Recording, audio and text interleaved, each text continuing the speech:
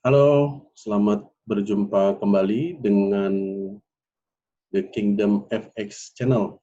Channel ini dipersembahkan bagi mereka yang ingin belajar seputar dunia trading forex. Masih berbicara tentang waktu, kali ini The Kingdom FX akan membagikan waktu dari sisi trader side. Jadi kita akan berbicara tentang time frame. Time frame ini kritis kita perlukan, kita ketahui bagaimana memilih time frame dan apa sebenarnya time frame itu penjelasannya. Jadi penjelasan tentang time frame itu adalah sebagai berikut. Ini ya, kita lihat di layar. Time frame itu apa? Time frame adalah satuan periode waktu untuk melakukan analisis dan transaksi. Jadi time frame ini ditentukan oleh seorang trader. Time frame ini ditentukan oleh seorang trader. Jadi ini adalah trader side, on trader side, satuan periode waktu mana yang akan dipilih untuk melakukan proses analisis dan juga proses transaksi. Itu secara definisi. Kemudian yang terjadi apa? Time frame dalam satuan periode waktu tersebut ada banyak data yang dikumpulkan, ya, di mana data ini diperlukan untuk proses analisis dan mengambil keputusan transaksi. Ya. Kemudian ada beberapa pilihan time frame, ya. M1, M15, M1, M5, M15, M30, H1, H4, D1, W1, dan MN. Jadi M1 ini adalah kode time frame untuk periode 1 menit. Ini biasanya di platform MT4 ini umumnya kita lihat seperti ini. M1 itu adalah kode satuan waktu untuk periode 1 menit. Kemudian M5 itu adalah kode satuan periode untuk 5 menit. Kemudian begitu juga seterusnya M15 itu adalah 15 menit. Kemudian M30 itu adalah 30 menit, H1 adalah 1 jam, H4 adalah 4 jam, D1 adalah daily, W1 adalah weekly, dan MN itu adalah monthly. Jadi kalau berbicara tentang time frame, ini bisa kita analogikan dalam kehidupan sehari-hari. Katakanlah kita ikut dalam satu event pemilihan umum. Biasanya dalam satu event pemilihan umum itu ada yang pertama ada proses pemilihan suara. Misalnya ditentukan proses pemilihan suara dari jam 5 sampai jam 8 pagi. Kemudian perhitungan suara adalah dari jam 10 sampai dengan jam 5 sore. Jadi perhitungan suara atau quick count ini yang bisa kita analogikan sebagai sebuah time frame. Kritisnya di mana? Mana yang lebih valid datanya untuk proses quick count tersebut, apakah di awal quick count atau di akhir quick count. Misalnya, quick count dilakukan jam 10 sampai dengan jam 5.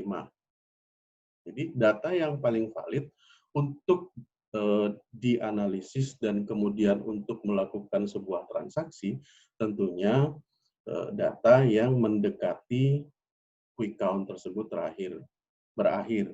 Dalam hal ini kalau kita bicara tentang time frame, misalnya kita bicara time frame M15, berarti data menjelang 15 menit itu adalah data yang paling valid yang bisa kita gunakan untuk menganalisis dan sekaligus kita gunakan untuk proses eksekusi dari sebuah analisis.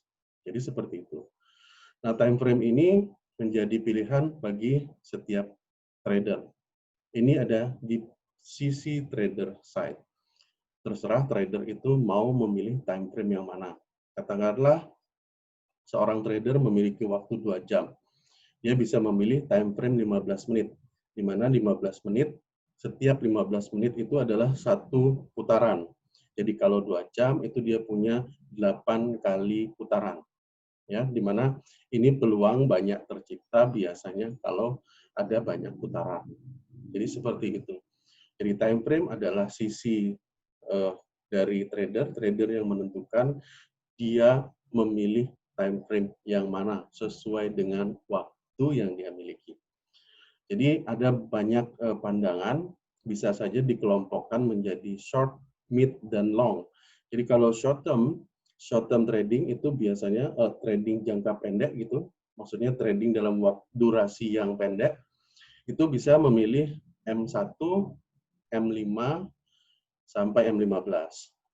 Kemudian mid term trading itu trading dengan durasi menengah gitu, bisa memilih time frame M30 dan H1. Nah, kalau yang long term itu bisa mulai dari H4, D1, W1 dan seterusnya. Jadi tinggal si trader memutuskan dia memiliki waktu berapa banyak dari waktu yang dia miliki tersebut, maka dia bisa menentukan pilihan time frame-nya. Nah, time frame ini juga digunakan untuk mengendalikan posisi yang sudah dia miliki. Katakanlah seorang trader memilih time frame M15. Artinya, ketika dia eksekusi, menjelang 15 menit itu berakhir, kemudian mengendalikan posisi itu adalah setiap 15 menit berikutnya. Nah, kalau di The Kingdom FX ini, coba kita lihat penggunaannya di MT4 ya. Ini di layar sudah kita saksikan sama-sama MT4. Jadi time frame itu indikatornya ada di sini. Jadi menggunakan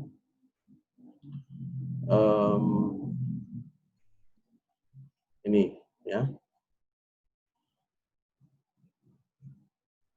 Ini adalah indikator untuk sebuah time frame. Jadi ketika counting bar itu, ketika timer itu menunjukkan nilai mendekati 0, disitulah waktu untuk melakukan analisis, karena disitulah data yang paling valid yang dikumpulkan dalam satuan periode waktu tersebut.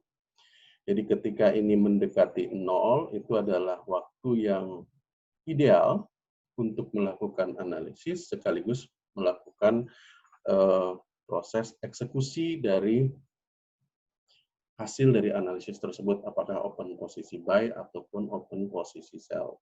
Jadi time frame ini mutlak ada di sisi trader, ya, trader yang memutuskan apakah trader tersebut akan trading dengan periode 15 menitan atau short term trading, ataukah memilih H1 sebagai mid term trading, ataukah di atas itu memilih long term trading dengan menggunakan time frame H4, D1 dan seterusnya. Karena kita ketahui kalau kita memilih H1, maka mengendalikan posisi yang sudah terbuka itu setiap 1 jam berikutnya. Kalau H4 berarti tiap 4 jam.